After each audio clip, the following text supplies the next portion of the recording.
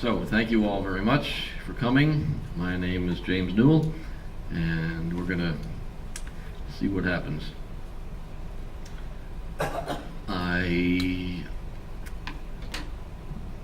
have lots to say about this, which I'm just going to plow right in. If you have questions, short questions, please go ahead. If you have longer questions, you might want to write them down on a pad, and then we can, I'm going to try and keep it to 30 to 40 minutes or so, something like that, and then have a discussion. I hope people will be interested enough to discuss. So the name of the series is Meher Baba of Ahmednagar and the Aesthetics of Religious Symbolism, a series of 10 biographical talks by Dr. James Newell, that would be me. And talk 1 is outline and method, and I'll explain that as we go along. So why these talks? Many people ask, can't you just stick to guitar? Why do you have to do talks? But the reason is, the catalyst anyways for me, is that I teach online for a number of schools, and periodically they want to know that when you're teaching adjunct that you're still active academically, that you're either publishing or presenting in conferences. And I do a lot of things here and in India and other places, but they like what they call peer-reviewed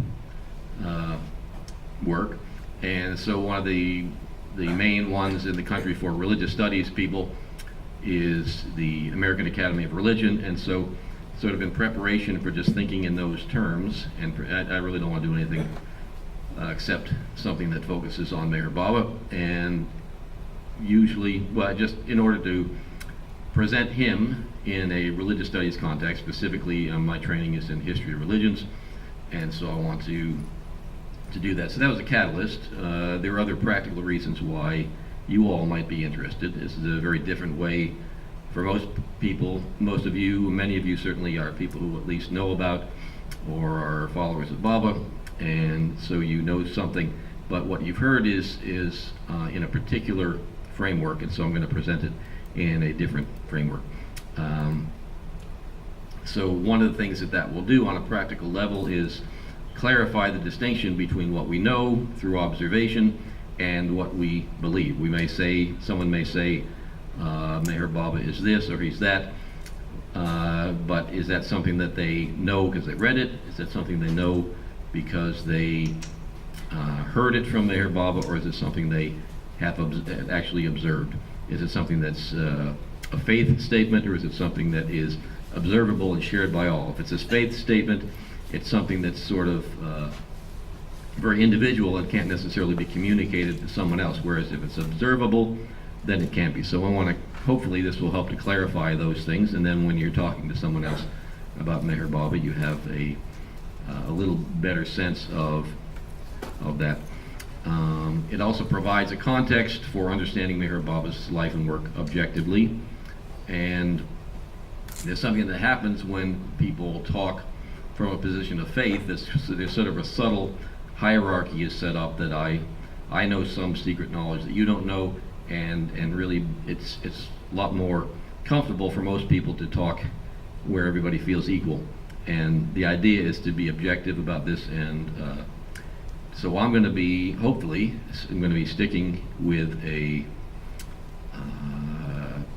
narrative that is, the word they use is, or the phrase they use is methodological agnosticism, and just try and present things that anyone can see and can understand as sort of data, as facts, and of course I'll interpret them in a particular way.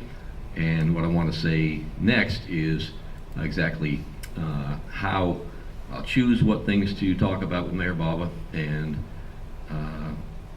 how I choose them, and what the interpretive frame will be that I'm going to use. So that means reflections on method, or as students say, oh God, do we have to listen to this?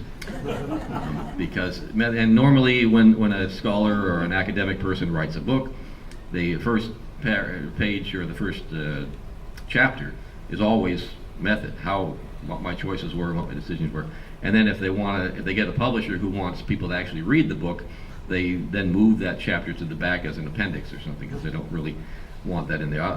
You can sort of mentally move this into the back as an appendix, but it really is useful, and particularly For those of you who are brave and stick it out throughout the entire series, it'll help you to see why I've made the choices I've made. There's Meher Baba's, the data related to Meher Baba. There's certainly hundreds, perhaps thousands of hours of oral history you can find on mondeleyhall.org.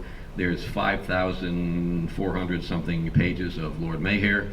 There's Darwin Shaw's diary. There's Delia de Leon's diary. There's Kitty Davies' diary. On and on and on. There's just thousands and thousands of pages of data. That's not even mentioning Meher Baba's writings of his own, God Speaks, discourses, etc. So how do you make choice? What do you choose? You're going to go through a biography of Meher Baba's life, a fascinating life. What do you choose? What do you talk about? You can't cover everything. It's just impossible. So here's how I'm going to try and make choices as we go through his life. History of religions, as I said, is the area that I have my most training in. And history of religions is multidisciplinary. It's not really, there isn't a technique or a method of history of religions. So we borrow from psychology, and we borrow from anthropology, and from sociology, and just regular historical disciplines, and many, many others. My approach is going to primarily be anthropological. I'll also adopt some ideas from the field of philosophy, specifically aesthetics, which it may sound unusual, but I hope to explain that as we go through this. And what I plan to do today is go through briefly just this framework, and then go through an overview of the rest of the talks, and how each one will chronologically go through Meher Baba's life. And as I say, I'll be making choices of what I talk about and how I frame it based on these ideas. So in addition to aesthetics, I also will draw from psychology just a little bit.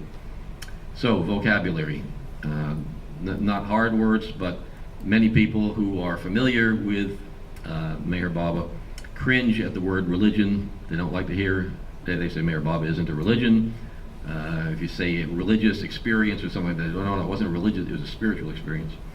Also, the story, what early anthropologists and people used to call the myth of a certain people. Joseph Campbell said, someone asked him, what's a myth? And he said, well, a myth is someone else's religion. My religion is true, but your religion is a myth. So because of this, anthropologists came up with the idea of religious narrative. So a religious narrative is the framework of a story that explains this. Usually there's a cosmology, explains the universe, explains the origins of people, what the goal is, what is, in a Christian sense, they tend to have a lot of these disciplines are oriented around, originally were done by Christians, so they want to know, well, how do you get salvation in this religion? And it's not always equivalent to salvation, but so these are the questions that you ask, and the religious narrative answers them in some way or another.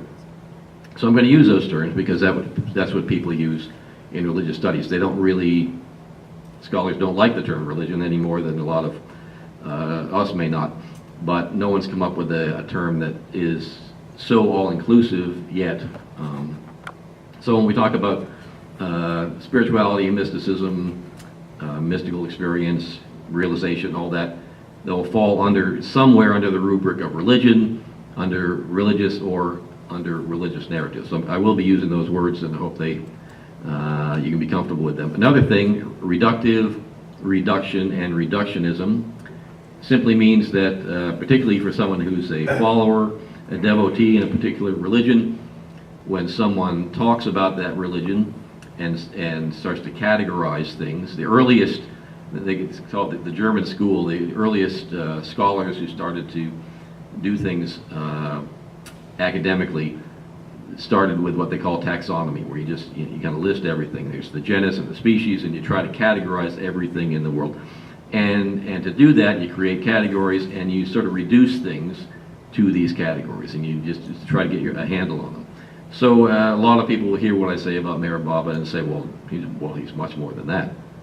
Well, that's because I'm being reductive. I'm deliberately reducing him to things that can be observed, things that we can measure, that we have data for. I can say, here's a person who said this and that, and I won't say Meher Baba, for example. Meher Baba is the avatar, but I'll say at a certain point in his life, he said that he was the avatar, and people accepted him as the avatar. That's a descriptive rather than prescriptive. Prescriptive tells you what to believe and how to believe it and how that will make your life better, and descriptive tells you how other people believe and what they think about a particular religious specialist, or that's another word I'll use, is religious specialist. It's kind of, it's a category, and it's it's an attempt at least to be value-free, to be, again, methodologically agnostic. And just quickly, I'm going to touch on symbolic sacred self. We mentioned them anyways, shamanic sacred self and priestly sacred self.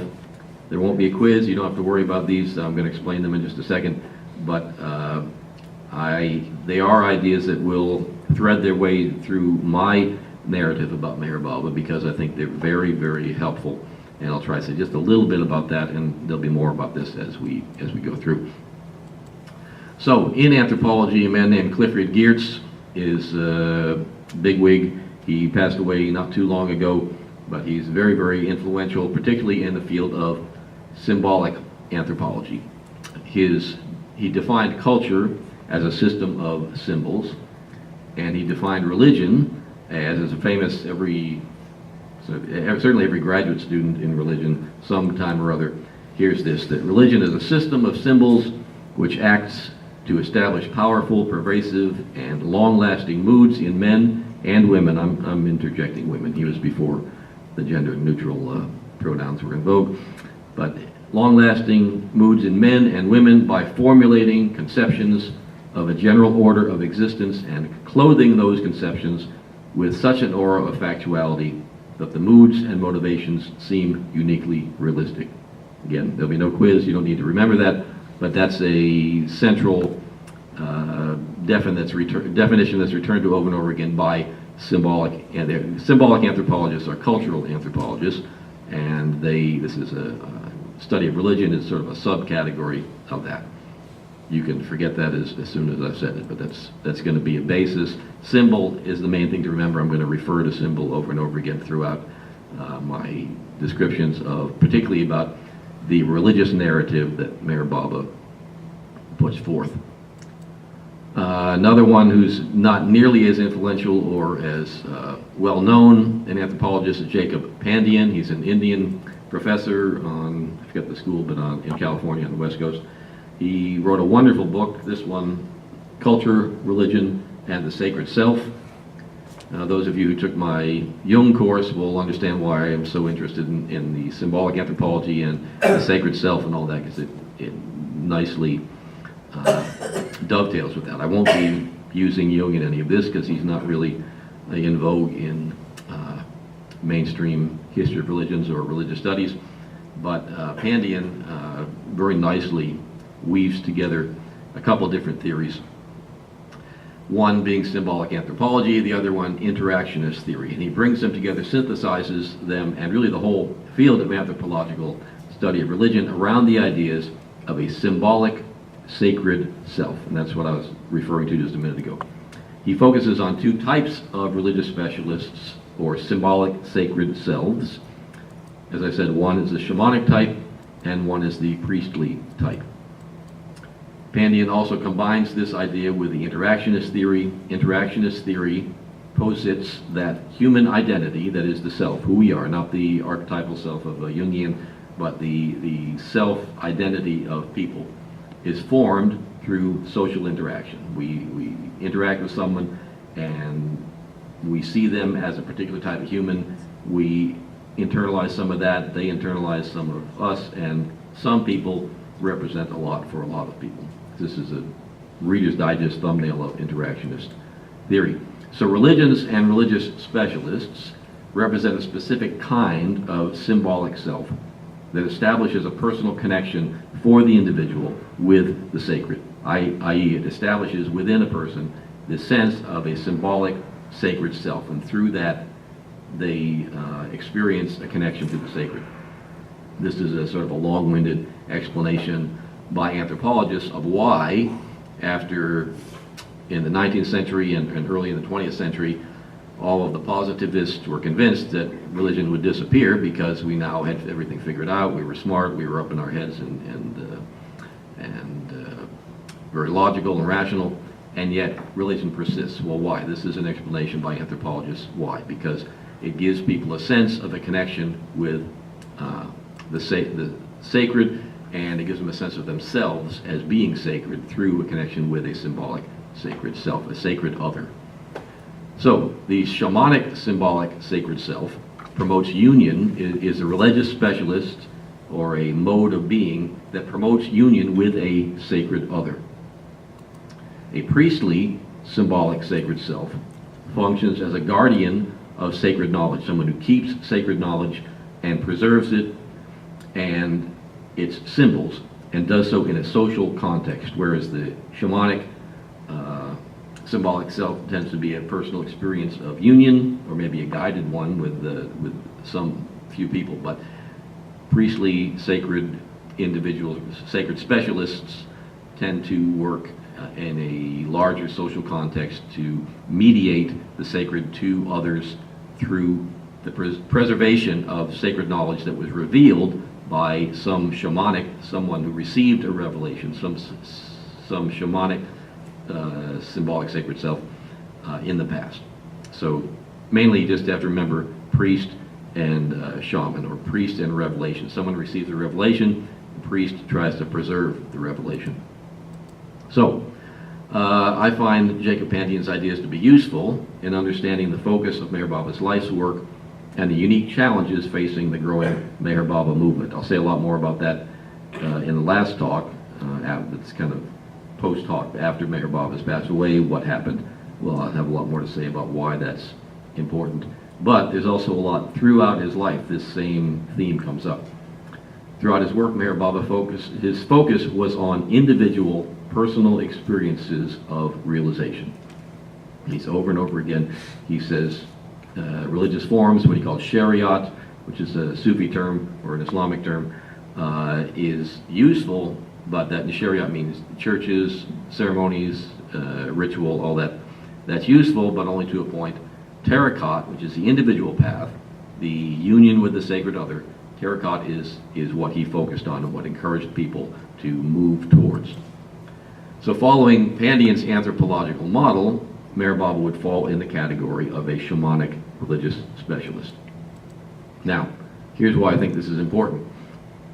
Meher Baba has said, and this is my emphasis with the underlining and the parentheses, I mean the italics, forms, ceremonies and rituals, traditions and conventions are in most cases fetters to the release of infinite life. If they were a pliant medium for the expression of unlimited life, they would be an asset rather than a handicap for securing the fulfillment of divine life on earth. But, and again this is my emphasis, they mostly, that is forms, ceremonies, rituals, traditions, and conventions, mostly have a tendency to gather prestige and claims in their own right, independently of the life which they might express. When this happens, any attachment to them must eventually lead to a drastic curtailment and restriction of this expression of unlimited life. So, according to anthropological categories that I've just discussed, forms, ceremonies, rituals, traditions, and conventions are explicitly priestly concerns and concern the priestly symbolic sacred self. Any attempt to preserve the legacy of a shamanic religious specialist, for example, Meher Baba, is also a priestly function. So running a center like this, having a Meher Spiritual Center, having a Sufi Center, having the Meher Baba Trust in India, all of those are priestly activities, they're priestly tasks. Why? Because they're preserving this revelation of Meher Baba. How devotees strike a balance between the shamanic nature of Meher Baba's primary emphasis, which is on direct individual experience of the sacred, how they balance that with the tendency of the social functions involved in preserving Meher Baba's legacy to have a tendency to gather prestige and claims in their own right. In other words, and Meher Baba established the Meher Baba Trust, he signed the document, he established Meherzad wanted them preserved. Established the Maker Spiritual Center, wanted that preserved. Signed the Sufi Charter, wanted that preserved. So there's a tension there between the legacy preservation activities, which have a tendency towards hierarchical thinking, a tendency towards, as he says, gathering prestige and claims in their own right. There's a tension between that and the emphasis which he put on direct individual experience. So that's a thread that's going to go through that, through his life, and I'm going to try to emphasize that when it occurs. He would, in many cases, he would start an activity, delegate something to someone. Meredith Starr is one example. The man, Dastur, what's his name, J.K. something? Anyway, it's a man named Dastur in India who, again, Baba gave him certain responsibilities, but his responsibilities began to gather prestige and claims in their own right, and that's when there was a big problem. And Dastur and Meredith Starr both ended up being people who were planting negative stories about Meher Baba in the press. So that's, in order to understand some of the controversies that arose, certainly in Europe in the 30s, this tension between these two things, the person who's trying to gather prestige for themselves and the emphasis on personal experience, it's something that goes through Meher Baba's life and also up to the present day. So as I say, I'll have much more to say about this throughout the ongoing series, and especially in my concluding talk, talk number 10, about contemporary issues related to Meher Baba. So, aesthetics is the last portion of my little description of method, how I'm going to be approaching this. And aesthetics is a branch of philosophy that explores the nature and appreciation of beauty. Aesthetics is employed most often in the study and evaluation of art. So what does that have to do with what I'm talking about? This is the final piece of my reflections on method. It includes the idea of an aesthetic of the sacred. Now, typically, when using the term aesthetics of the sacred, it's used to refer to sacred art, sacred space, church architecture, paintings of religious figures, statuary. There's a certain aesthetic here, a certain aesthetic of the sacred, that there are pictures of Meher Baba, and there's books and things like that. These all are a particular kind of aesthetic. This is not what I'm talking about.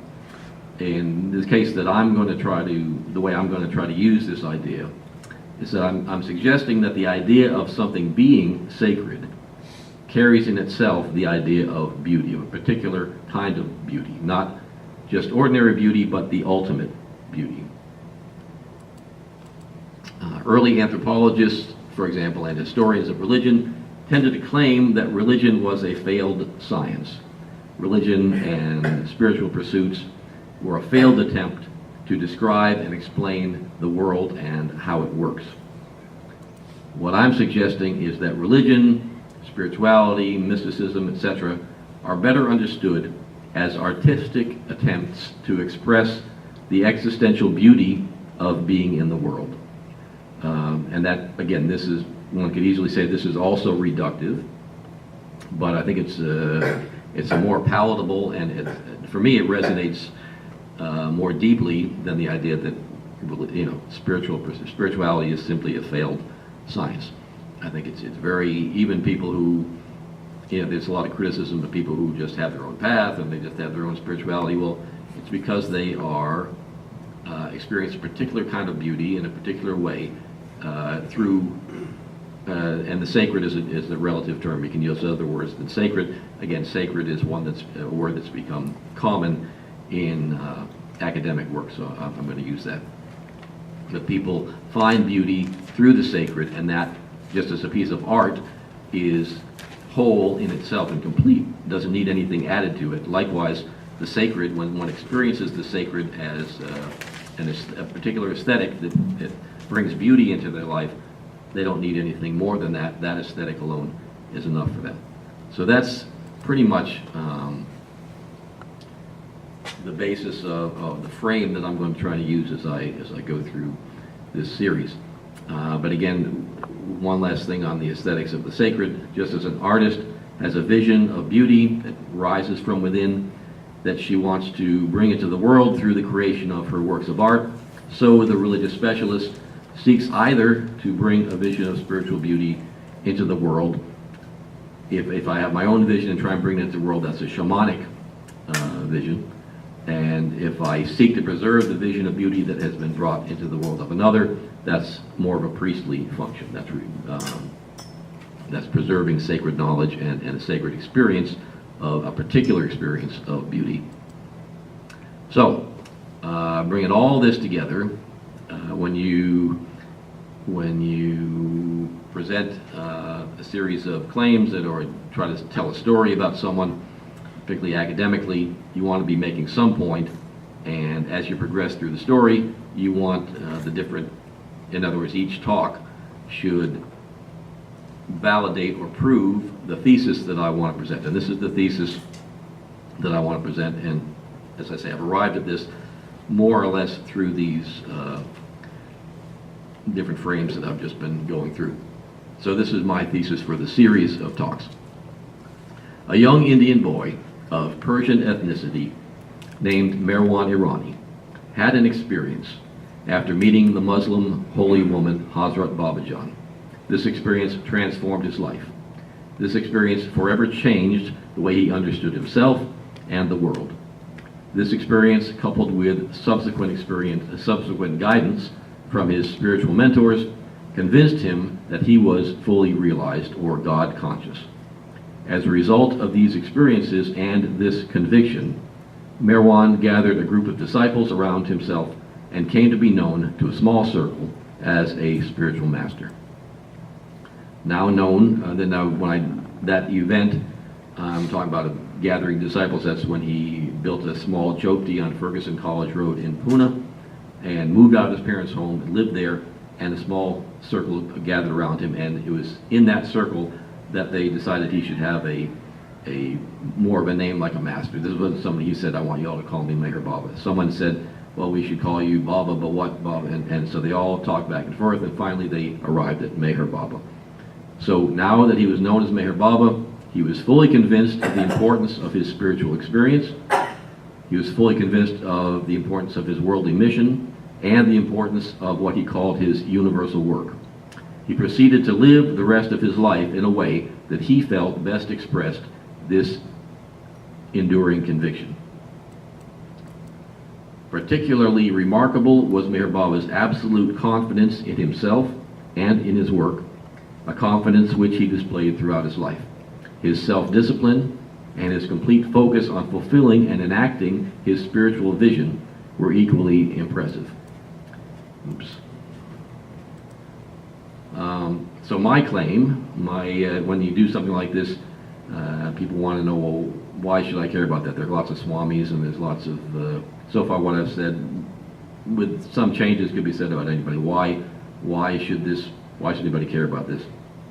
There are lots of masters and people all over the place. So my claim is that in presenting this series of 10 talks, is that entering into the life and worldview of Meher Baba, his ethos, and the visionary realm of his religious claims can provide us with insight into a particular aesthetic of religious symbolism and of the human mythic religious imagination. So that means throughout this talk, I'm going to try and prove, first of all, that Meher Baba, not prove, but I'm going to try and present evidence that Meher Baba had a genuine spiritual experience of some kind, or a religious experience, or however we articulate that he had full confidence not only in this vision and the importance of this vision, but this vision gave him a motivation to go out and do a particular kind of work in the world. I'm going to try to show that he had complete confidence in all of this, that he was self-disciplined, he had complete focus on fulfilling and enacting his spiritual vision, in other words, communicating the religious narrative that had come to him through this vision. And I'm going to try to show that he felt that this was important, not just for himself, but for the world. And it'll be easy to show that however this was formulated, he had a big impact on many, many, many people. So that's the basis for how I'm going to go through each week with the talk. I'll try to cover a particular period of Meher Baba's life, showing, again, trying to prove my thesis by bringing out things that underline some of these points that I made. Does anybody have any? I've been talking kind of fast because I want to get through this, and I also want to get through the different aspects of Mayor Bobba's life that I'm going to bring up. Does anybody have any questions about that? Or do you have so many questions you can't even begin to speak?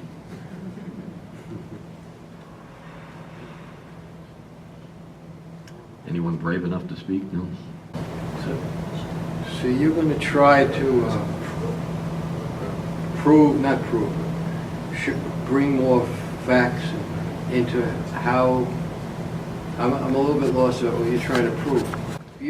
I'm trying to show that Mayor Bobba is without making any religious claims, that he is a fascinating example of the aesthetic of a particular aesthetic of religious symbolism, and that he was, see, there's a couple, here's some possibilities. Mayor Bobba was just,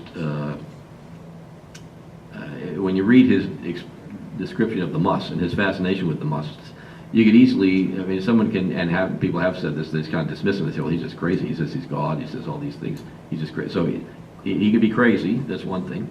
Another thing is he's not really crazy, but he's just deluded. He thinks all these things, but you know, he's not.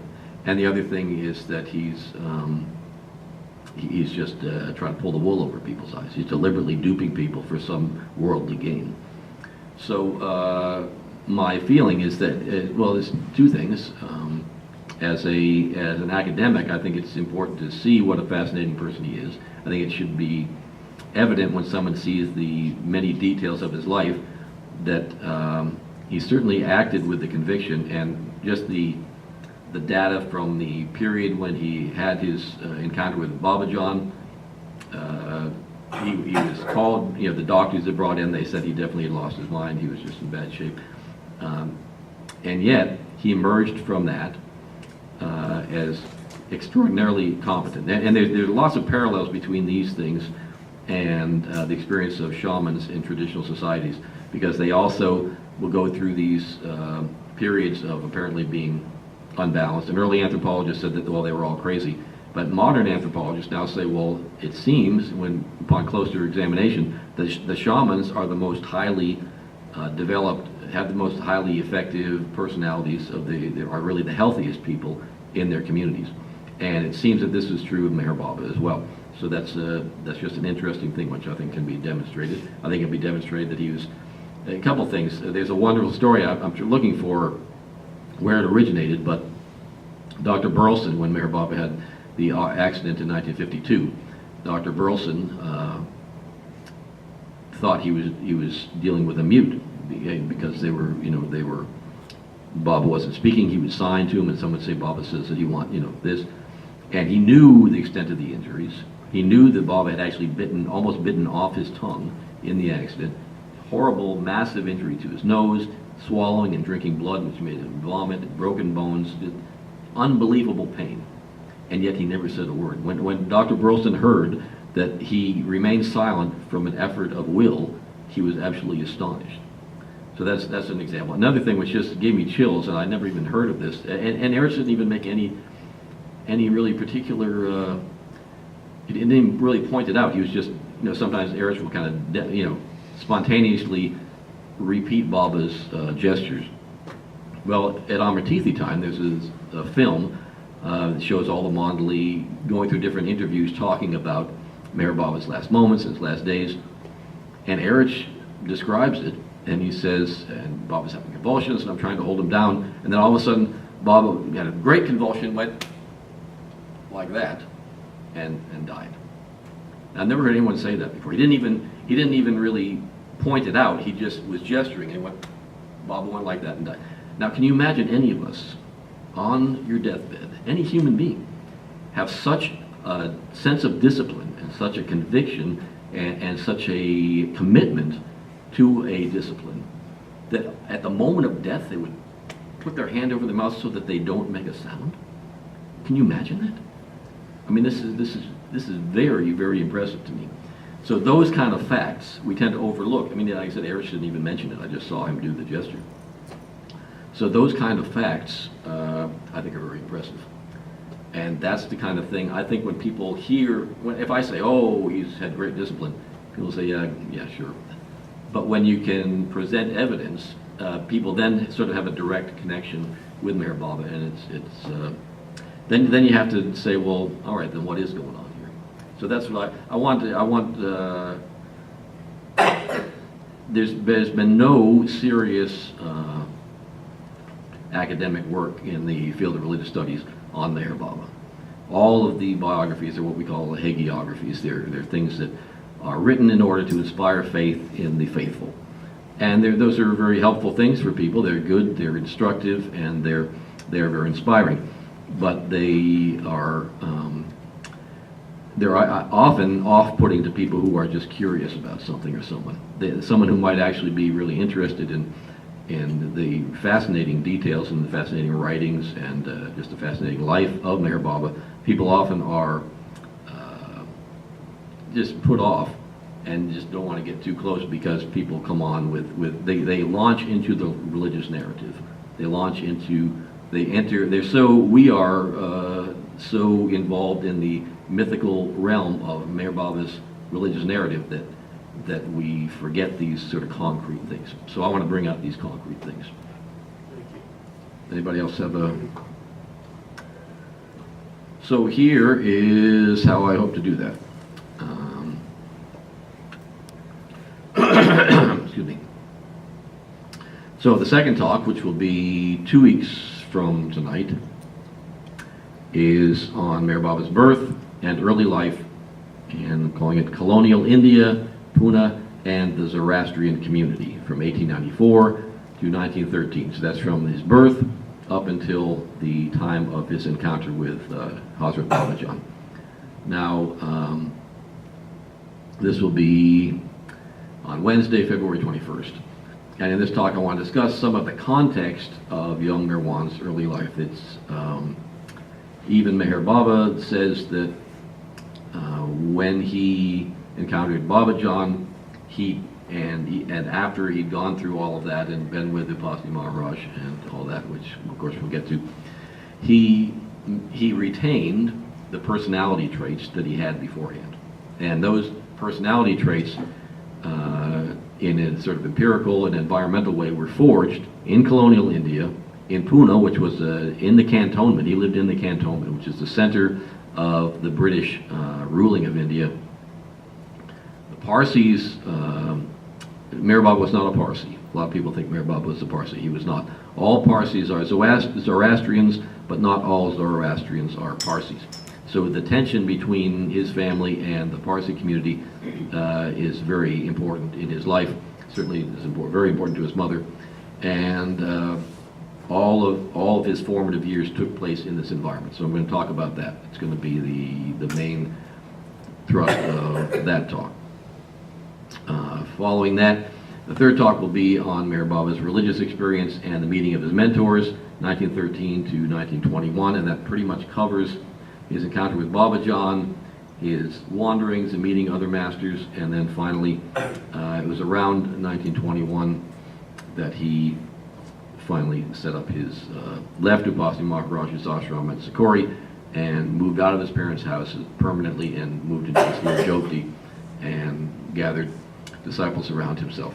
Now that will be Wednesday, March 7th, and this talk will talk about the radical change that occurred in Meherwan Irani's life after his encounter with the Muslim holy woman Hazrat Babajan, as well as his subsequent meetings with the other major spiritual figures in his life, Tajuddin Baba, Narayan Maharaj, Sai Baba, and finally Upasni Maharaj. The real key people here are Hazrat Babajan and Upasni, but the others are important as well, according to Meher Baba's own description of that. And there is a lovely, and I will bring that in, there's a lovely self-report by Meher Baba in the appendix of Listen Humanity, where he describes that experience it's the only place I know of where he describes to the first person in detail what happened to him, what it felt like to him subjectively to go through this experience.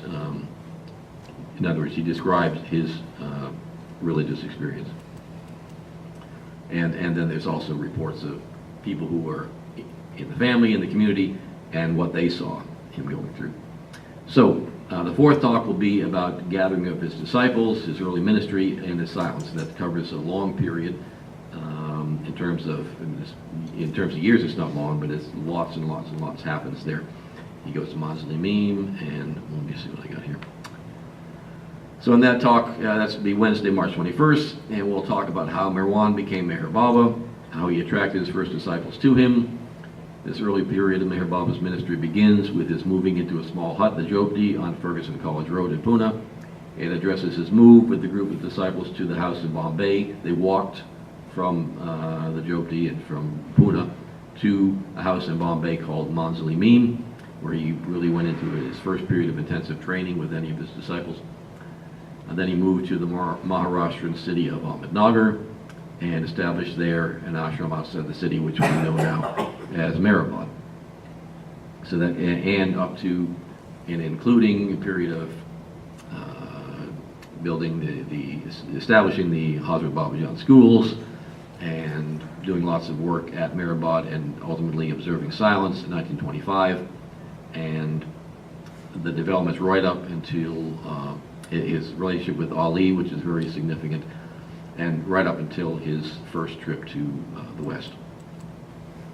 So fifth talk will be travels to the West and controversies from 1930 to 1940. That'll be Wednesday, April 4th. And that will talk about his first trip to Europe and the United States during the Great Depression, the gathering of his Western disciples, and his meetings with Mahatma Gandhi. During this period also several controversies arose. There were European headlines sensationally and sarcastically proclaiming Meher Baba as a messiah, and this is very much, this is where this guy Dastur and Meher Dastar eventually kicked in and got some bad press rolling after they became, they started to feel that they had developed enough prestige that they should have more respect from other people, and Meher Baba immediately distanced them, and they got very, very upset about that and began to land negative things in the press and all that. So then also many Western ladies traveled to and quickly returned from India. This was incredibly scandalous and covered in the press that, you know, Meher Baba was whisking all these poor innocent European women away to India, and then immediately sent them back so that people could think what they were and then see how the women were able to endure the negative attention that they got after that. Then Meher Baba, his disciples were, some of his disciples were very anxious for him to break the silence and encouraged him to break the silence in the Holy Bull. He said, oh, that's a good idea.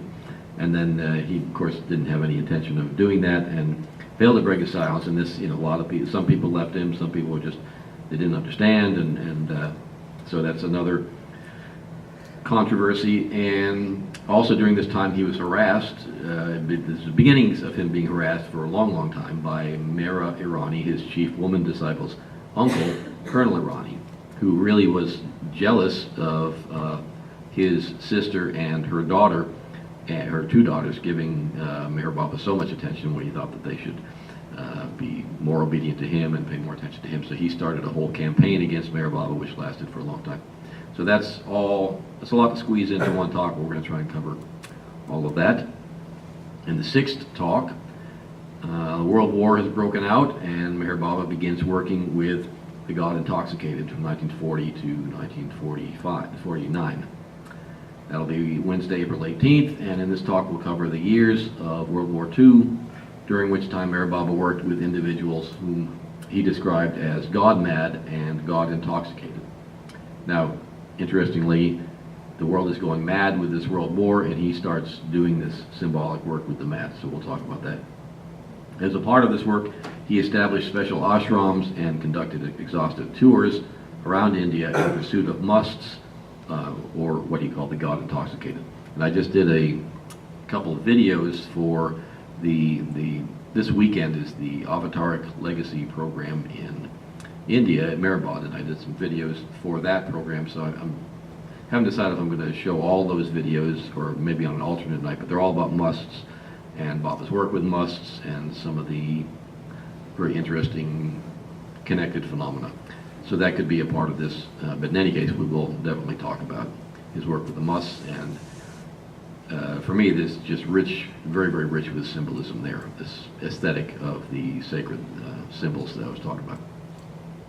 So in another highly symbolic phase of Meher Baba's life, in the 7th talk, we'll talk about the new life and the life phases from 1942 to 1952. That is the life phases actually stretch a lot farther, but there's so much in the new life, so much symbolism, so much, certainly to my mind, the aesthetic of the sacred symbols is just quite beautiful, some of the things that went on during that. At the end of World War II, this will be Wednesday, May 2nd. At the end of World War II came the tragically violent partition of India in 1947. Soon after this traumatic displacement of millions, Meher Baba embarked on a phase of renunciation that he called his new life, which was followed by several other phases of his work that he described as different life phases, which included the establishment of the Meher Spiritual Center. That was during one of the life phases, his painful automobile accident that came immediately after that, and then later a highly consequential tour of South India, which is a stronghold of conservative Hinduism. So again, lots and lots of symbolic activity going on during these periods. Now I've included, those periods cover some of this 1952 and 58, so the dates aren't exact, but I want to focus in the 8th talk on particularly Meher Baba proclaiming himself that he is the avatar of the age and has been all along. This will be on May 16th, Wednesday, and this talk will cover the details of Meher Baba's life in the 50s, including his public announcement that he is the avatar of the age, the publication of his universal message, his final trips to the West, Europe, the USA, and Australia, including his final trip to the Meher Spiritual Center, as well as his 1957 automobile accident in India. The 9th talk will cover the final years of his life, 1958 to 1969. That'll be Wednesday, May 30th, and this talk will discuss the final years of Meher Baba's life. Most of these years were spent in seclusion, completing what he called his universal work, and we'll talk about that and the symbolism of that. Most years he spent the months of March through May in Pune at the Guru Prasad bungalow. Mani used to say that Baba would tell them, in March, we march to Pune. And during these years he met privately with many people, especially people whom he regarded as his workers in his cause. These included the Pune Center workers, workers from South India, Bill Page from Australia, Harry Kenmore from the US, and many, many others. Then finally, those of you who are real stalwarts and stick it out, Wednesday, June 6th, in this program we'll talk about the death and the growth of a movement. We'll discuss events surrounding Meher Baba's passing, the final Sahabas program that he personally arranged called The Last Darshan, the first death anniversary, or Amar Tithi, which was named by one disciple named Bal Natu. It means the eternal date, and the activities of those disciples who survived him. In other words, the activities of the Mandali, what they did, what they were thinking, how they got on with their lives after his passing, the controversies between movements as they developed, the development of Meher Baba centers around the world, especially the Meher Spiritual Center, and the uncertain future of the Meher Baba movement. So that is what I'm planning to do. I hope to see some of you, at least one of them. And I'm open to any questions, discussion, questions, criticisms, or... Just to start things rolling, what's the difference between the Parsis and the Zoroastrians? Sure.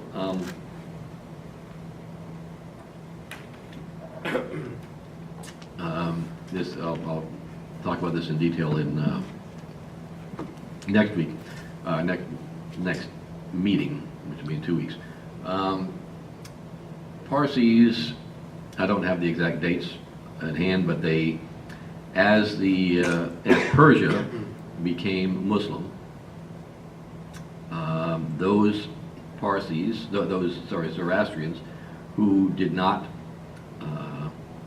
convert to Islam, were little by little more and more marginalized. They were allowed under the dhimmi tax system and all these things to practice as they did. Particularly some Muslim liked them to keep practicing because only the Zoroastrians and the Christians could have wine shops, and they made terrific wine in Persia. So when the Muslims came in and they could no longer drink wine, some people were. So there's Hafiz has got all these poems about people drinking wine on the slide, and it would always be an old Zoroastrian owning it or an old Christian. And of course, the Christian, there's a symbolism of the blood. The wine isn't just intoxicating, it's the Eucharist blood. But so as more and more oppression happened, more and more Parsis Zoroastrians began to leave India, and a large population of Zoroastrians began to leave Iran. The ancient Persia. So they moved to the Gujarat area, and a huge community of Zoroastrians lived there, and they intermarried, and they absorbed the culture. They thrived. They had an ancient civilization. The Persian civilization is just not only ancient and beautiful, but very parallel. The mythology, everything. There's a lot of general understanding that one group, you could call them Mazdans or whatever, were in the north, and they split up, and half of them went to Persia and half of them went to India. So a lot of the pantheon of both the Indian mythology and the Persian mythology is very similar. So they fit in very well, they got along well, they thrived for hundreds of years, and they developed a very particular kind of culture, which was Zoroastrian, but they called them Parsis because Pars is the name for Persia. So the Indian local, and so they just became known as Parsis. Now, when the British came in, the Parsis also got along very well with the British, and they became very much, there are a lot of writings, sort of anthropological and other writings about the Parsis, about how they really were trying to be British. At that time, when the British started ruling India, there was a sense that the Parsis really wanted to be British. They modeled their behaviors after Brits. They would send their children to Britain to be educated and then come back. And they worked for the British, particularly as the East India Company changed to the British Empire. They were integral to, they were kind of an interface between the general population and the British. Now, the Pune, the camp area, is camp because it's the British camp. This is the British military camp. The British military government is there. And the Parsis live there because they're protected by the British. They work with the British. Now the Zoroastrians, Meher Baba's family, for example, came in the mid-19th century from Persia. They had waited all that time. Shahryar, by all reports, was a Sufi, Zoroastrian Sufi, but a Sufi. And there was a lot of oppression and bad blood about, there were not exactly pogroms, but there'd be periods when there'd be uprisings among the Muslim people, and they'd attack the Zoroastrians. And so they came from Persia late. They came afterwards. They were not Parsis. They didn't have all this developed culture and integration and everything. And not only, so you have the Parsis just because they're integrated already in India, and then you have another level of Parsis that are working for the British, see, there's this hierarchical thing. So the Zoroastrians were way down the bottom. They're called, you may have heard the Mandali use the word jungly. Someone's jungly. It means that they're like tribal. They've come out. They regarded the Zoroastrians as jungly. So this tension comes out in Baba's life, particularly when he proclaims himself to be a spiritual master. This is like the most embarrassing thing that could ever happen to a Parsi. It means not only is he not British, he's gone all the way over to the other side, to the Hindus, and has become a, very, gone native, as they say, So that's thumbnail sketch of that. A question. Yeah. When did Meher Baba's mother's family come from Iran? That, I'm sure that's, there's a lovely little book published by the Bombay Center, and it's available for like $3 over at Shariar Books, and I have that, and I don't have that on the top of my head, but it was very, maybe 10 years or so before Shariar first saw her, so it would have to be, anyways, mid to late 19th century. I'm thinking. And Mayor's family, same thing? I believe Mayor's family was Parsi. I don't know that, but just because of the. Some Parsis or Zoroastrians had no problem intermarrying except for some cultural discrimination. Well, I wouldn't say no problem, but it was better than marrying a Hindu. In terms of culturally, I don't mean ontologically better, but culturally better. They were one people in faith. Yeah, because they're one people in faith, but it's again it's frowned upon. It's like It's like the difference between the German Jews and the East European Jews who came later and were looked down upon by the German Jews. Exactly. Yeah. And so some people, if they pass certain muster or whatever, they may say, okay, he's all right, but he better behave himself, that kind of thing. Yes. As best I understand how your treatment is defined by your method, what it is, are there other pieces or attempts to do this kind of thing, even like a chapters or perspectives that you are aware of? You were mentioning most of the biographies are from within the community and reflect the. Yeah, I mentioned this same thing to Don Stevens, and he was quite offended. He was, what about mine? I said, well. Yeah, exactly right. I mean, they're lovely. I love them, but he does an excellent job of trying to be objective. But he does it. He's objective to the point that he wants everybody to know that Mayor Bob is somebody really special. Yeah.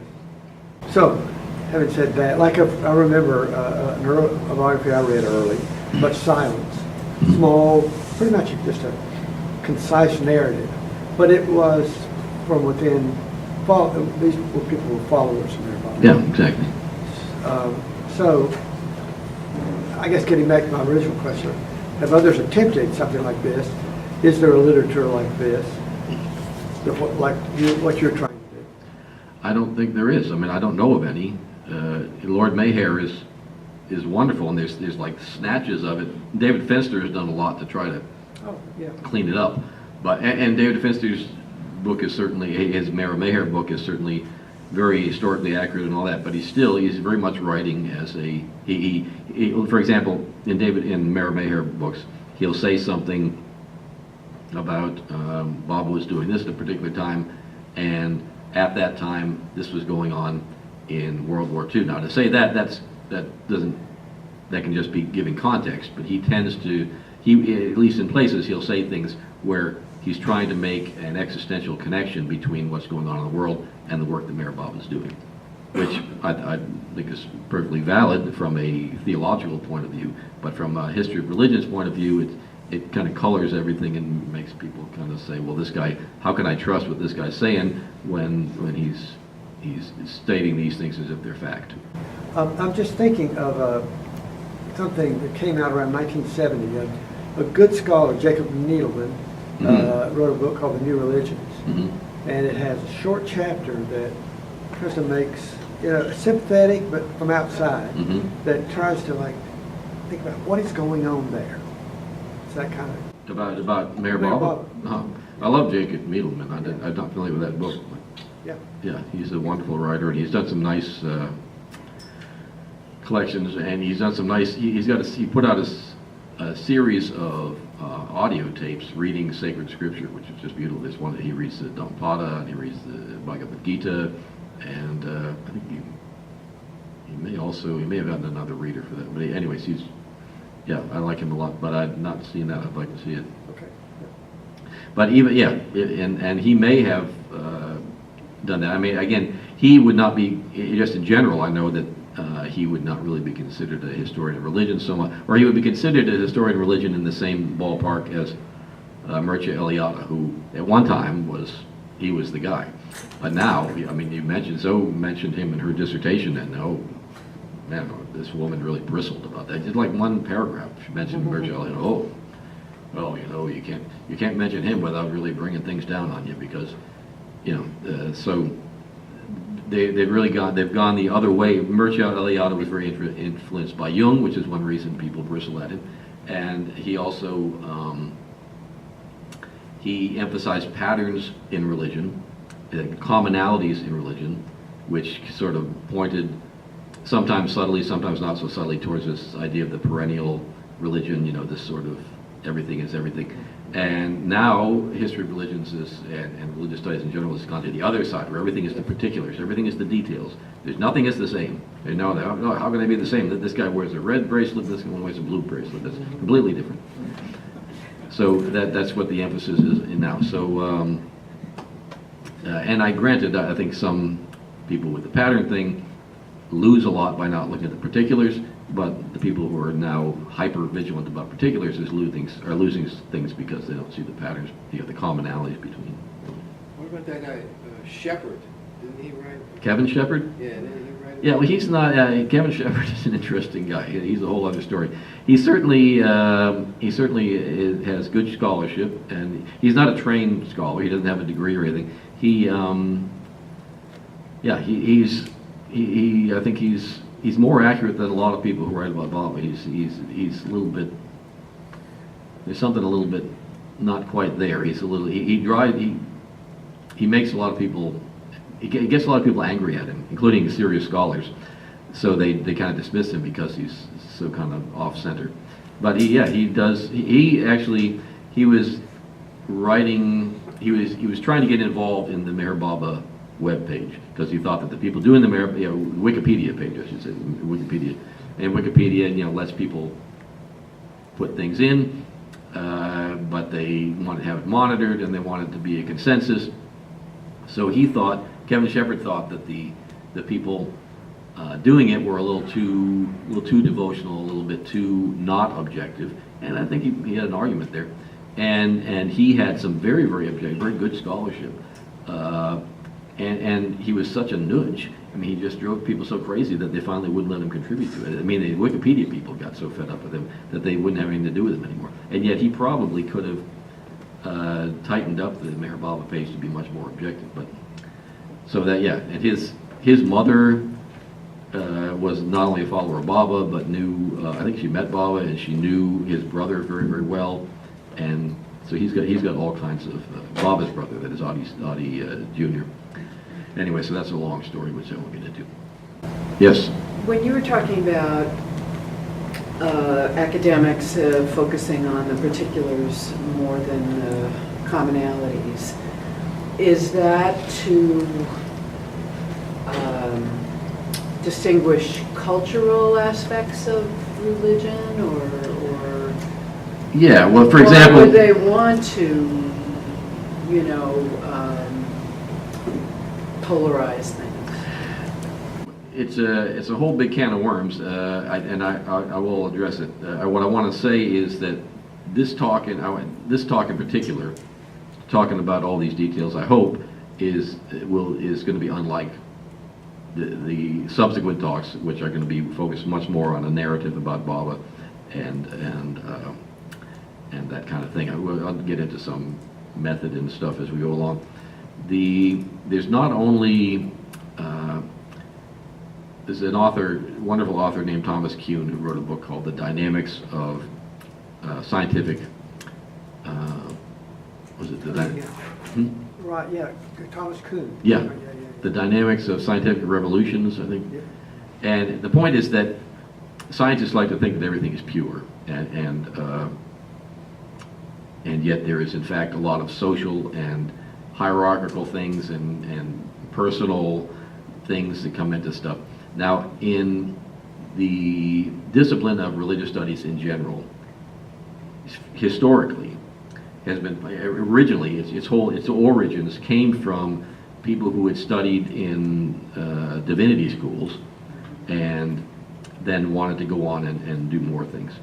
So already it means that most people in Zoe and I both went to divinity school. That was kind of that was how you got grandfathered into the religious studies area.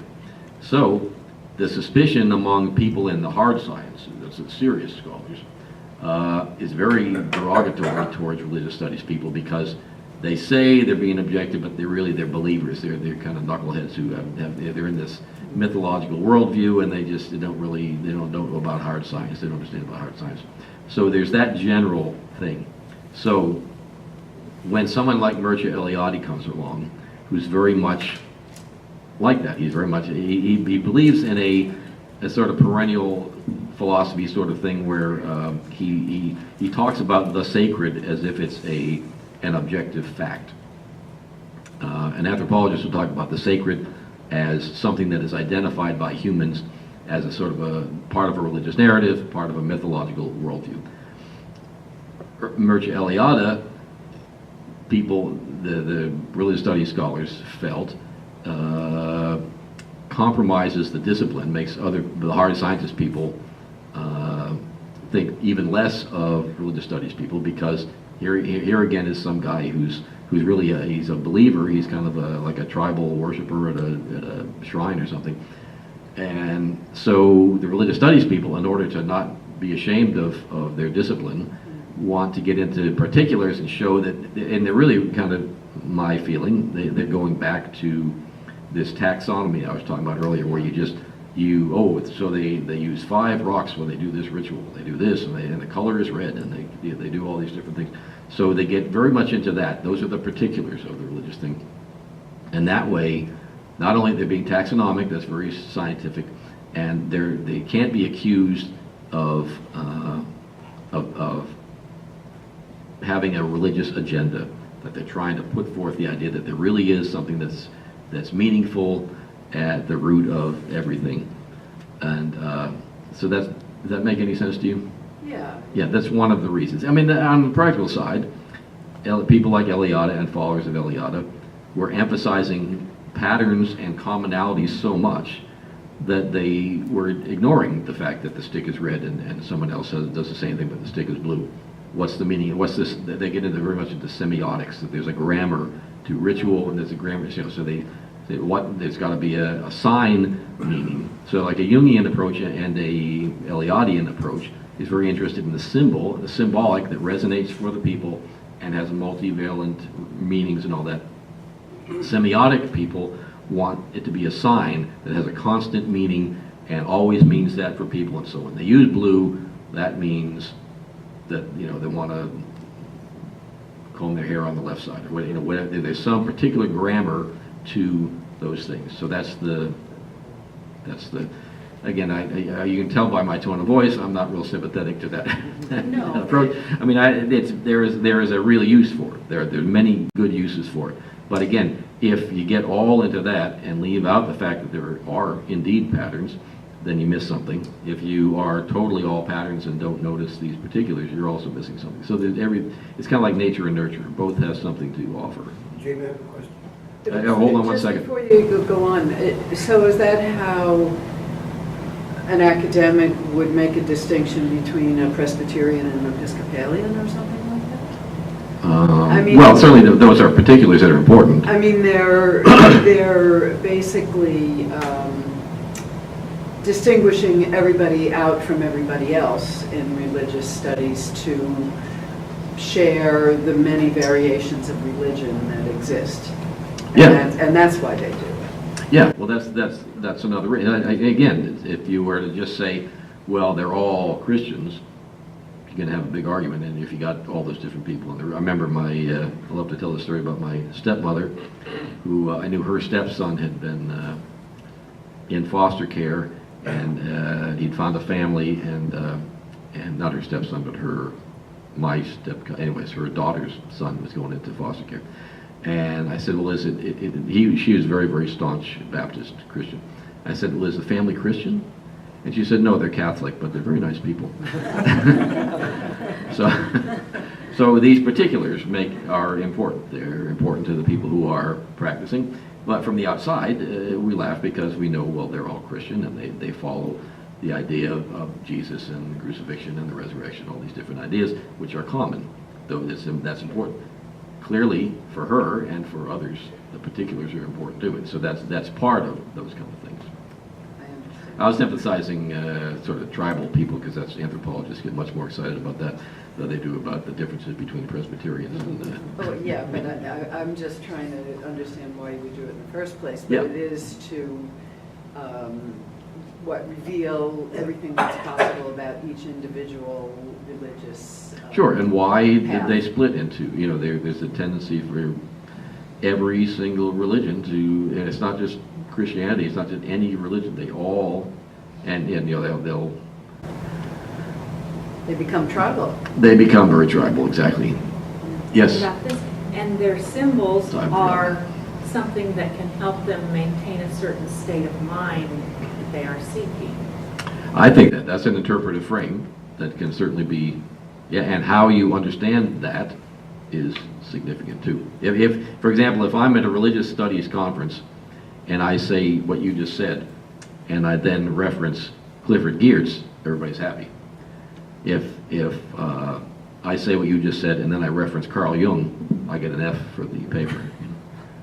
That's another tribal group that we won't get into. Sorry, what were we going to Yeah, Jamie, are you saying that as the field of religious studies is so academically constituted presently, that intrinsically it would not be possible for humanity to reach a consensus that there is a perennial philosophy, and that's more than just Not humanity, certainly not humanity. well, when, for example, in 1954, the morning that Mayor Bob gave up the use of the alphabet, or whatever date that was, early October, Mayor Bob said that when I speak, I will prove the existence of God to everyone. That's the exact words Bob used. Sure. Which I cannot interpret any way as meaning that there will no longer be agnostics or atheists in the world. Everyone will be theists. Now, if that were to happen, what will happen to the study of religion? Well, first of all, again, as I'm here with my religious studies hat on, Right. and I hear what he says as symbolic. I don't hear that as literal. I don't hear that. I can't imagine a time when where there will be no atheists. Why not? I mean, they say there's no atheists in Foxhole, so it could be a time Bob when. said something will happen which has not happened for billions of years and will not happen again for billions of years. Why couldn't that be everyone? It could be. It could be. I'm not saying it's not. It's not I'm saying absolutely as a religious studies person, particularly, I can't see it. As a person who's had dealings with many, many human beings, I find it hard to believe. But again, if there was a massive destruction where everybody was so, so devastated that they didn't have the strength to do anything but turn to God, I could That's see. not what Bob was saying. Bob said the actual veil Yeah. of illusion. I hear that. I know that. That people will be able Yep. to perceive the, Yeah. the divinity Sure. through Maya. Yeah. Well, I would like to be at the AAR conference when that happens and to see what some of these guys do, because it'll be something. Yeah, no, I hear you. I'm not going to switch hats everywhere here, but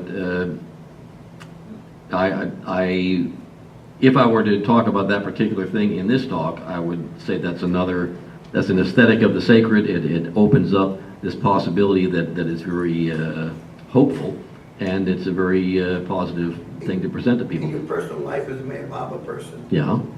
do you continue this articulation or do you allow yourself to have a more nuanced? Here's the only thing I know about Mayor Baba. There's two things.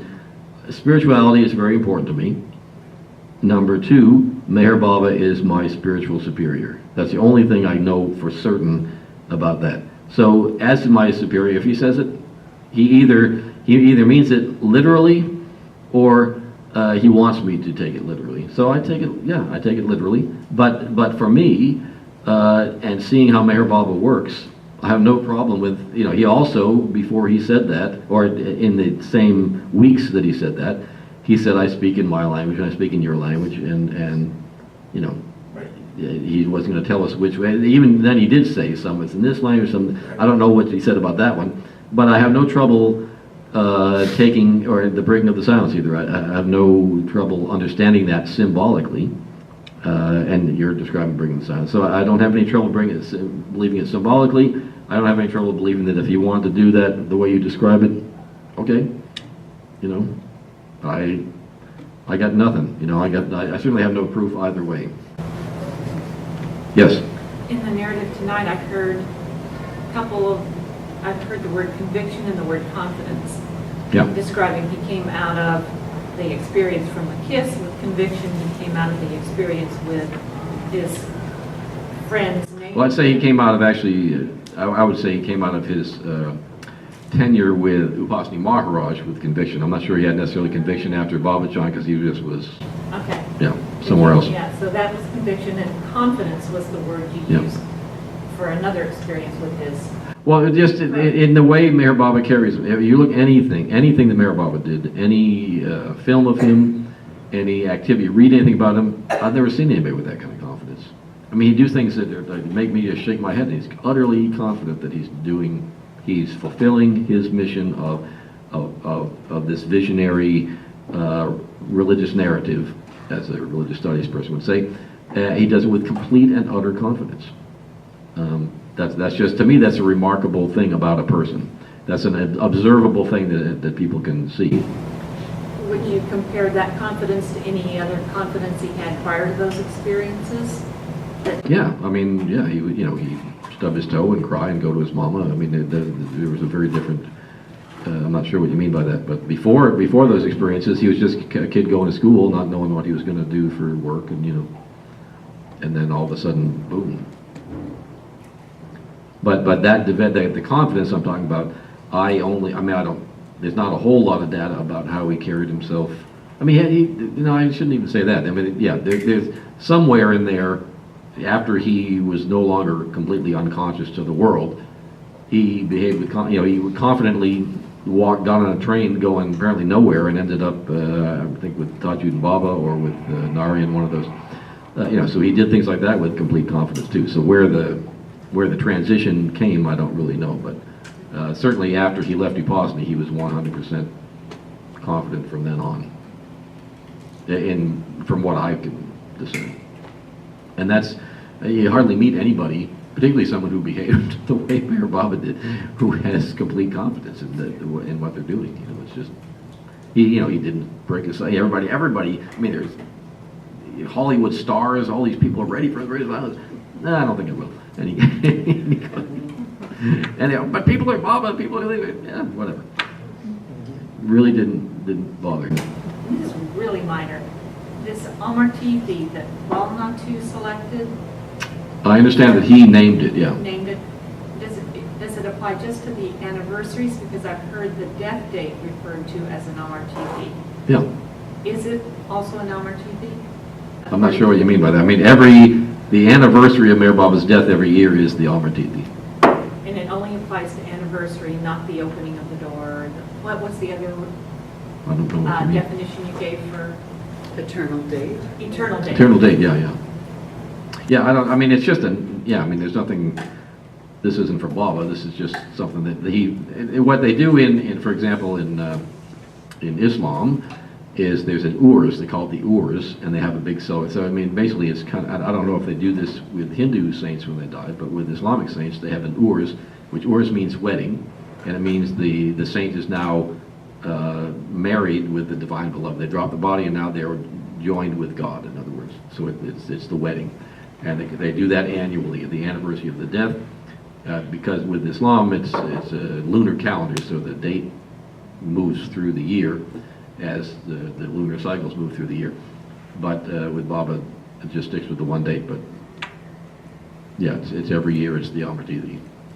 Matter of fact, now Sridhar's trying to redefine it because there's getting to be so many people coming to, Sridhar is the current head of the Meher Baba Trust, and there's so many people coming now at Amartithi.